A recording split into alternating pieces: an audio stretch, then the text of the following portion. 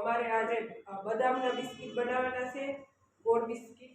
તો તમને શેર કરીએ આપણે ટ્રેન્ડી બિસ્કિટ હોય એવા બિસ્કિટ આપણે બનાવશું. તો આપણે સૌથી પહેલાં છે ને પાણી ગરમ મૂકી દઈએ. પાણી ગરમ મૂકી દઈએ ને ખાંડ ગરમ કરી નાખીએ. આ વખતે ખાંડ ગરમ કરીને બિસ્કિટ બનાવવા છે. 1 મહિનો દિવસ સુધી સ્ટોર કરવાની છે ને એટલે. તો આપણે આ 250 ગ્રામ જેટલી ખાંડ લીધી હતી. બીજી આપણે 50 ગ્રામ જેવી નાખી દઈએ. આને ગેસ ચાલુ કરીને આપણે આને 2-3 મિનિટ પૂરતી ગરમ કરી દઈએ.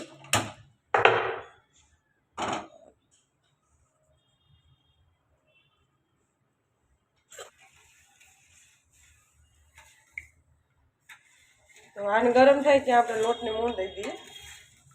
સોજીનાને આપણે ઘઉંના લોટના બિસ્કિટ બનાવવાના છે. તો સૌથી પહેલાં હું 1 કપ સોજી નાખું છું.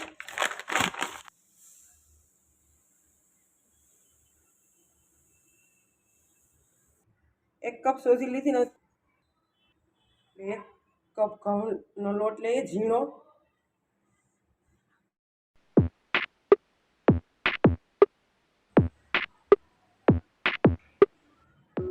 તો આપણે રવો ને ઝીણો લોટ આપણે ઘઉંનો લીધો છે એ મિક્સ કરી દઈએ. આપણે જે નોર્મલી જે વાપરતા હોય કાયમી માટે રોટલી બનાવતા હોય એકદમ મસ્ત ક્રિસ્પી બિસ્કિટ બને છે. આગળ એક વિડીયો મેં બનાવ્યો છે પણ મેં તો એની અંદર આખી ખાંડનો આપણે વિડીયો બનાવ્યો હતો. આખી ખાંડ નાખીને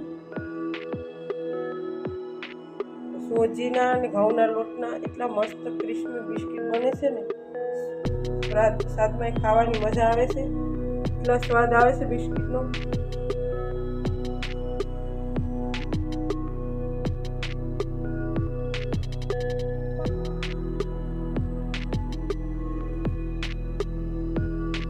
આપણે આવી રીતે મૂળ દઈ દેવું. જેમ જોઈએ ને એ મૂળ નાખવાનું.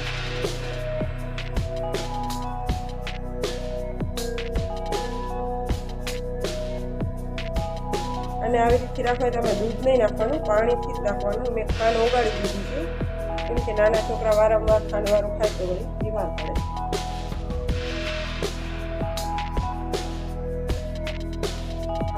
તેલ વધુ આખી નાખી દઈએ.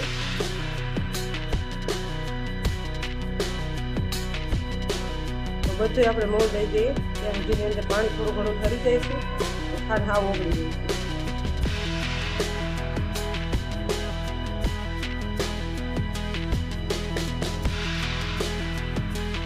મોણ ઓછું હોય છે તો બિસ્કિટ સારા નહીં બને. એટલે મોણ તો વ્યવસ્થિત નાખવાનું.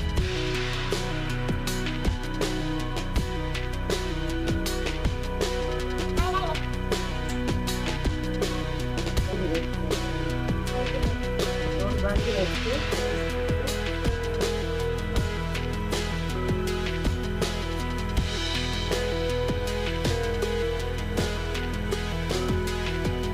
આને આપણે ઓગાળી દઈએ છીએ. ભારી ન લાગે છોકરાઓને ખાંડવાળા વધારે હોય.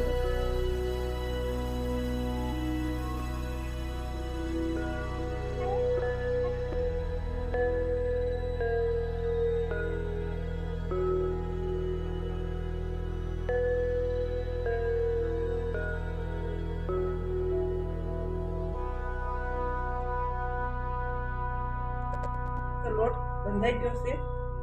તો આને આપણે 10 મિનિટ પૂરતી ઢાંકી દઈશું. તો આપણે 10 મિનિટ જેવું થઈ ગયું છે. તો આ લોટ આપણે આને 1-2 મિનિટ જેટલું આવી રીતે બાંધીએ વ્યવસ્થિત.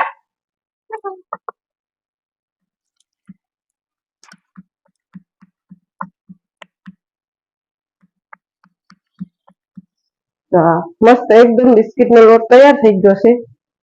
વણવાની શરૂઆત કરી દઈએ. તેલ ગરમ મૂકી દીધું છે અને આપણે 4 ભાગ કરી નાખીશું.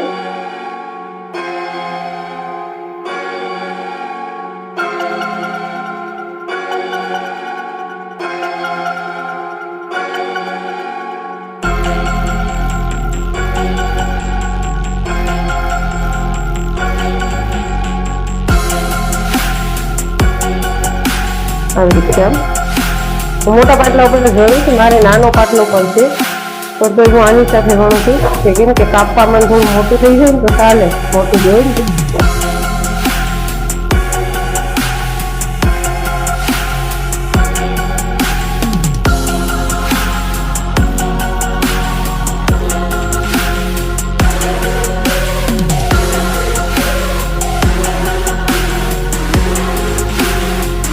હું આમાં મોટું જ વણું છે પાટલા ઉપર, કેમ કે ત્યારે મારે તો આ મોટો પાટલો છે તો એકદમ બિસ્કીટ વધારે બની જાય, ફટાફટ થઈ જાય, એટલે મેં તમારી પાસે હોય તો વણવાનું ન હોય તો ચાલે, આપણે રોટલીના પાટલેથી વણી લેવાનું.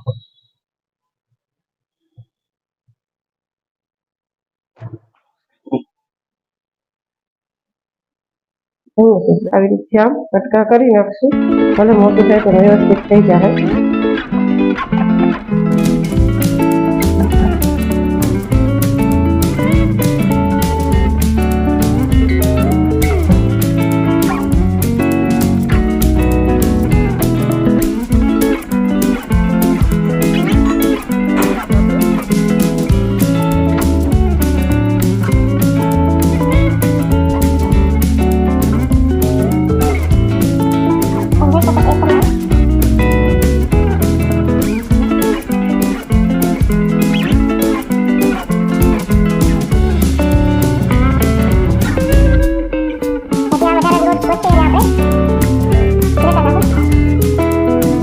તો આપણે આની અંદર કાજુ દબાઈ દેવું, પેલા બદામ છે આ,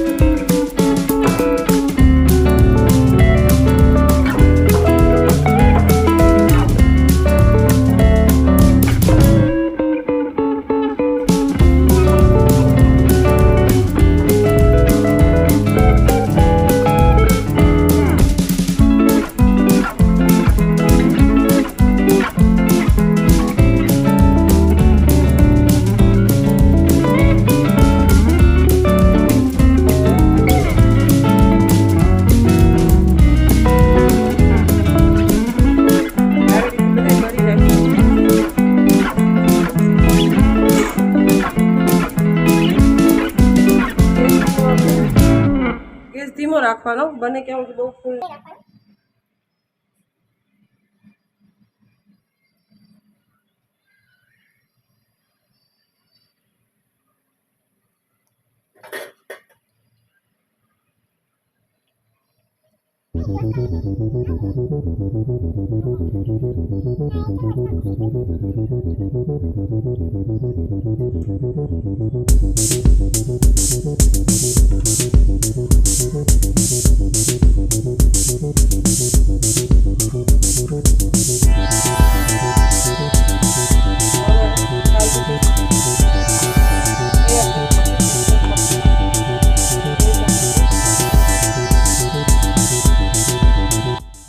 તમને કાજુ બિસ્કિટનો આપણે વિડીયો બનાવ્યો છે, તો અને વિડીયો તમને સારો લાગે તો વિડીયોને લાઇક શેર કરજો અને સબસ્ક્રાઈબ જરૂર કરજો. અને આ વિડીયો બિસ્કિટ બનાવી દઈશ.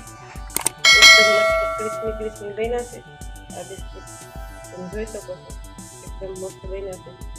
તો આપણે આ પહેલી ઓલી રીતથી બનાવ્યા હતા એવી રીતે જ બને, પણ આજ વખતે આપણે ખાંડ ઉગાડી દીધી હતી ગરમ પાણીમાં.